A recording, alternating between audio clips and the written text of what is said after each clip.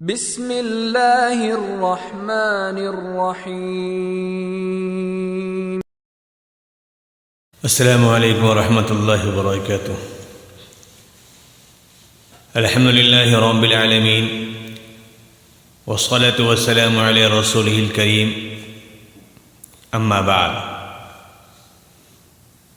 میرے محترم بزرگوں، دوستو، سامعین کرام، اللہ کا لاکھ لاکھ فضل و کرم اور احسان ہے کہ اللہ تبارک تعالیٰ نے ہم تماموں کو نماز جمعہ ادا کرنے کے لیے یہاں جمع فرمایا۔ اللہ ہمارے جمع ہونے کو قبول فرمائے۔ عزیزان گرامی، جیسا کہ آپ حضرات جانتے ہیں کہ یہ ماہ شعبان چل رہا ہے،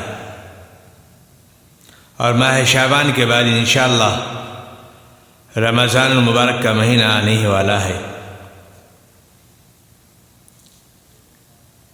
ماہ شعبان کے بارے میں جو احادیثیں آئی ہیں، اس میں اکثر احادیث جو ہیں وہ ضعیف ہیں، کمزور ہیں، لیکن اتنی تواتر کے ساتھ آئی ہیں فضائل کے اوپر کہ ان فضائل کو دیکھتے ہوئے اعمال کرنا نصیب والوں کو نصیب ہو جاتا ہے۔ اس میں کچھ ہمارے علماء کرام نے اس کو اتنا بڑھ چڑھ کر پیش کیا ہے شب برات کو کہ انہوں نے لیلۃ القدر سے بھی زیادہ اس کو اہمیت دے دیا ہے۔ اور کچھ علماء کرام نے اپنے دامن کو اتنا تنگ کر لیا ہے کہ انہوں نے یہ کہہ دیا کہ شب برات کچھ معنی ہی نہیں رکھتی ہے۔ لیکن فضائل کے اوپر جتنی احادیث آئی ہیں، ان احادیثوں کو دیکھ کر کے ایک بیچ کا راستہ اپنایا جائے تو شب برات میں اعمال کر لینا، ذکر و اذکار کر لینا مناسب معلوم ہوتا ہے۔ نبی پاک محمد رسول اللہ صلی اللہ علیہ وسلم کا یہ فرمانا کہ یہ رات اللہ تبارک تعالی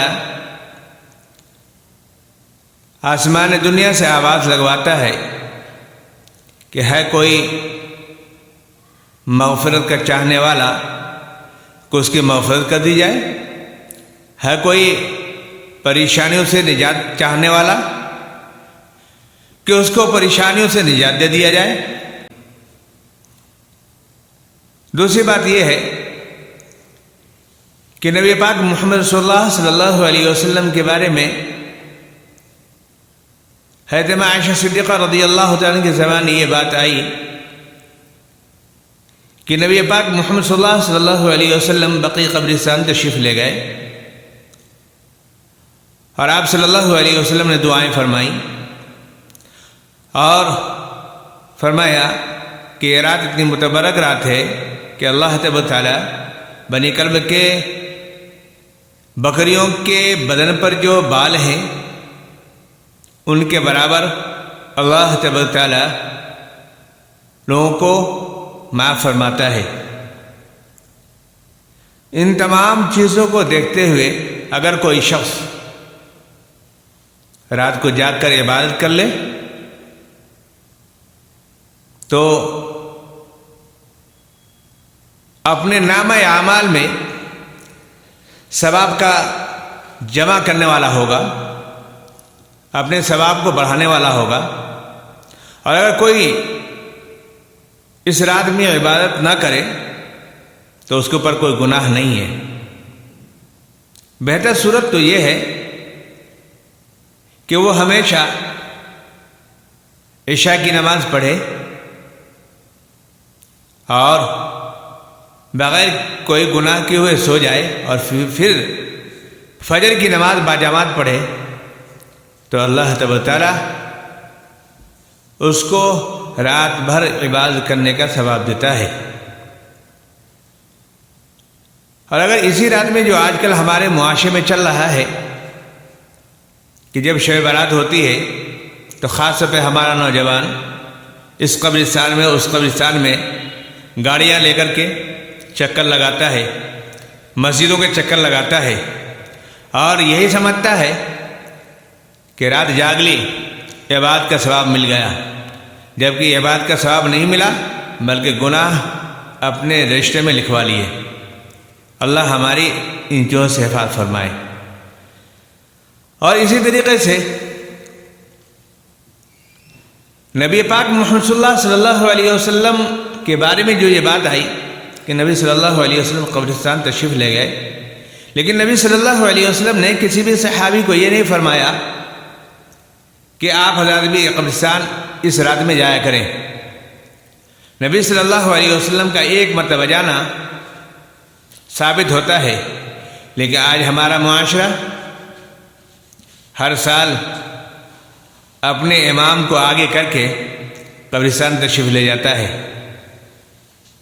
اور اس کو ضروری سمجھتا ہے۔ اللہ ہماری اس سے حفاظت فرمائے۔ اسی طریقے سے مسجد کا سجانا،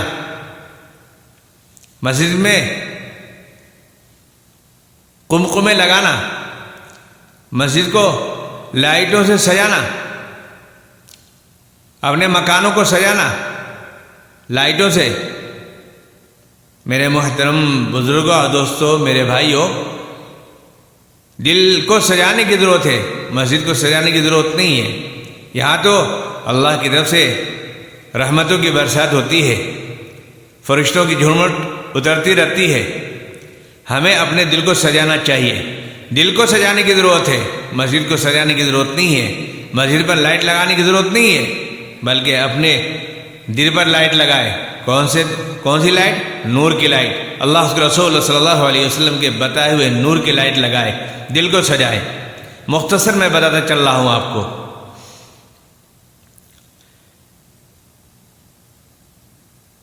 ہر شخص کی بخشش ہوتی ہے اس رات میں۔ احادیث کے ضمن میں یہ بات جو آئی ہے تو ہر شخص کی بخشش ہو جاتی ہے، لیکن چند لوگوں کی بخشش اس رات میں بھی نہیں ہوتی۔ ان میں سب سے پہلا کون ہے؟ سب سے پہلا مشرک ہے۔ مشرک کون ہے؟ جو اللہ کے ساتھ کسی کو ساجی قرار دیتا ہو، اللہ کے علاوہ کسی کو مشکل کشا سمجھتا ہو، اللہ کے علاوہ کسی کو غیب کے بارے میں علم رکھنے والا سمجھتا ہو، اور بھی بہت ساری باتیں جو بھی اللہ کی ذات و صفات میں شامل کرے گا تو یہ شرک میں شامل ہوگا، اور شرک معاف نہیں ہے۔ تو شرک کرنے والے کی بخشش نہیں ہوگی اس رات میں۔ اسی طریقے سے مشاہین، جس کے دل میں کینہ ہو، جس کے دل میں بغض ہو، حسد ہو، دوسروں سے جلتا ہو، دوسرے کی ترقی کو دیکھ کر جلتا ہو، اسے دشمنی کرتا ہو، ایسے شخص کی بھی بخشش نہیں ہوتی۔ اور یہ مرض ہمارے دلوں میں سرایت کرتا جا رہا ہے۔ آج مسلمان قوم کے دلوں کے اندر بغض، حسد، کینہ ایک دوسرے سے بھرا ہوا ہے۔ اللہ ہماری حفاظت فرمائے۔ تو جس کے دل میں یہ چیزیں ہوں گی اللہ تعالیٰ اس کی بخشش نہیں فرمائے گا۔ تیسری چیز ہے والدین کا نافرمان۔ والدین کی نافرمانی نہیں کرنی چاہیے، ماں باپ کو خوش رکھنا چاہیے، ماں باپ کا خیال کرنا چاہیے۔ نبی نے فرمایا ماں باپ کی ناراضگی میں اللہ ناراض ہو جاتا ہے، ماں باپ کی خوشی میں اللہ خوش ہوتا ہے۔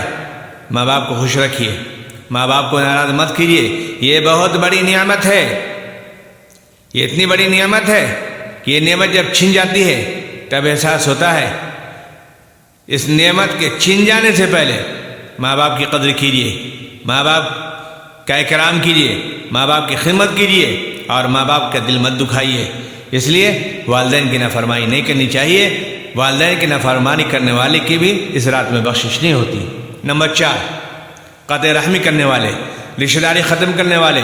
تھوڑی سی کوئی بات ہو گئی، بھائی بھائی میں بات تھوڑی سی ہو گئی، بھائی بھائی سے بات بند کر دیتا ہے، بھائی بہن سے بات بند کر دیتا ہے، رشتہ داروں سے بات بند کر دیتا ہے، قطع رحمی کرنے والے کی بھی اس رات میں بخشش نہیں ہوتی۔ نمبر 5، شراب کا عادی، جو شراب پیتا ہو ایسے شخص کی بھی بخشش نہیں ہوتی۔ اور جو شراب کا عادی ہو اس کو پھر جنت کی شراب نہیں ملے گی۔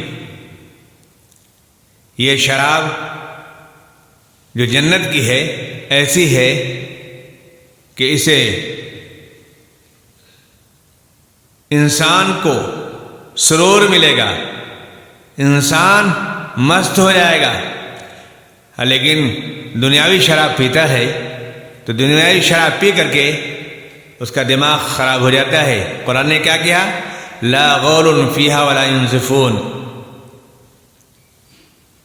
یہ وہاں کی شراب میں اور یہاں کی شراب میں یہ فرق ہے کہ یہاں کی شراب پیے تو دماغ بہکنے لگتا ہے، قدم لڑکھڑانے لگتے ہیں، جسم لڑکھڑانے لگتا ہے اور جہاں تہاں گر جاتا ہے، سر کو گھٹنے پر احساس کرتا ہے، کبھی گھٹنا پکڑتا ہے، کہتا ہے کہ میرا سر یہاں کیسے آ گیا۔ یعنی یہ دنیاوی شراب ہے جس کو بنا رہے ہیں لوگ۔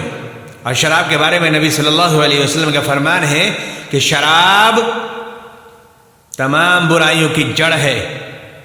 جس طریقے سے پیڑ نکلتا ہے، نیچے جڑ ہوتی ہے اور اوپر جا کے شاخیں ہوتی ہیں، تو یہ شراب تمام برائیوں کی جڑ ہے، اور باقی اوپر جو ہے شاخیں، یہ شراب پلانے کے بعد جو چاہیں اس سے آپ گناہ کروا لیں، وہ ہر گناہ کر لے گا۔ شراب پینے کے بعد وہ اپنے آپ کو نہیں پہچانتا ہے، ماں کو نہیں پہچانتا ہے، باپ کو نہیں پہچانتا ہے، بہن کو نہیں پہچانتا ہے، وہ سب کو بھلا دیتا ہے۔ یہ دنیاوی شراب ہے۔ اس لیے میرے بھائیوں بزرگوں، اگر کوئی شراب کا عادی ہے تو شراب کو چھوڑ دے اور شراب سے نفرت کرے۔ اللہ ہماری ان تمام گناہوں سے حفاظت فرمائے۔ چھٹی چیز، تکبر کے ساتھ اپنے پائجامے کو، پینٹ کو، لنگی کو، تہبند کو ٹخنے کے نیچے پہننا۔ ایسے شخص کی بھی اس رات میں بخشش نہیں ہوگی۔ ہاں، کسی کی توند، کسی کا پیٹ باہر نکلا ہوتا ہے اور وہ باندھتا تو صحیح ہے، لیکن پیٹ کی وجہ سے، توند کی وجہ سے پائجامہ نیچے کھسک جاتا ہے، جس کی وجہ سے ٹخنا ڈھک جاتا ہے، تو ایسے شخص کے بارے میں نہیں ہے۔ لیکن ایسے شخص کو بھی چاہیے کہ وہ اپنے پائجامے کو اس طریقے سے باندھے وہ سرکنے نہ پائے۔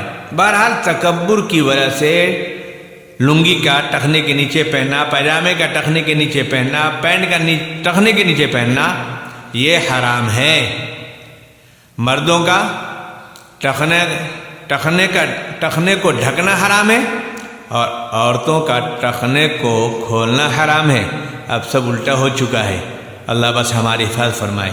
وقت نہیں ہے کہ ان تمام باتوں پر روشنی ڈالی جائے، وقت کم ہے، اس لیے آخری بات، 7ویں بات، اس رات میں 7واں شخص وہ ہے جو قاتل ہو، جو لوگوں کا قتل کرتا ہو۔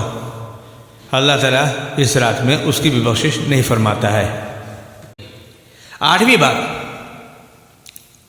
اور آخری بات، اور بھی باتیں ہیں لیکن میں اسی پر اختصار کرتا ہوں اس لیے کہ وقت کم ہے۔ آخری بات، زانی کی بھی بخشش نہیں ہوتی، زنا کرنے والا، اور خاص طور پہ حدیث کے اندر زانیہ کا لفظ آیا، اور قرآن کریم کے اندر بھی الزانیۃ والزانی کہا گیا، زنا کروانے والی، دونوں کی بخشش نہیں ہوگی۔ اگر کوئی زنا کرنے والا ہے، زنا کروانے والی ہے، تو اس کی بھی بخشش نہیں ہوگی۔